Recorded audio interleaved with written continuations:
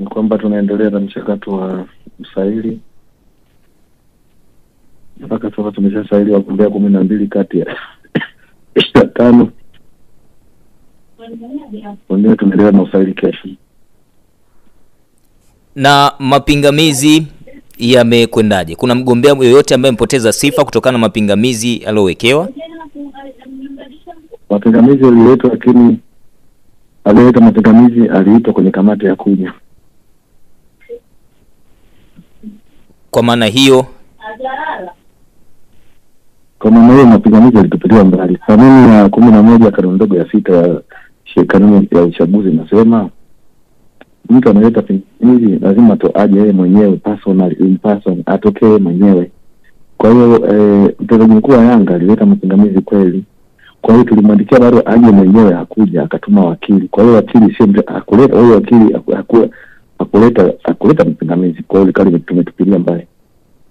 Kwa maana hiyo mgombea yuko salama, ataendelea na mchakato. Huyo aliwekewa watu, tulimita naye aje, tukamita naye nani aje, kila mmoja amhoji mwenzake, mmoja awasilishe hoja zake, mwingine ajibu, alafu sitaelewa. Ndio ulikuwa utaratibu. Kwa hiyo Karia alikuja, maana alikuwa Karia alikuja. Lakini mtendaji mkuu wa Yanga hakuja.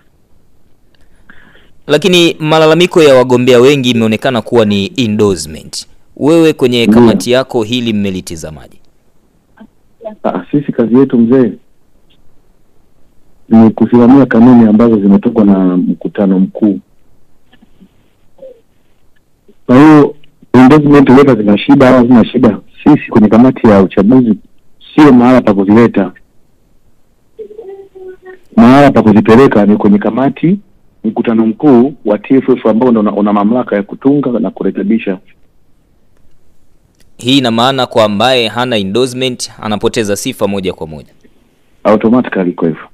Na wagombea karibu wote wamekuja bila endorsement. Maana atasimama mgombea mmoja. Hiyo mimi sijaliona mpaka taarifa ya mwisho. Lakini kwa mujibu wa kanuni ile, kama huna endorsement 5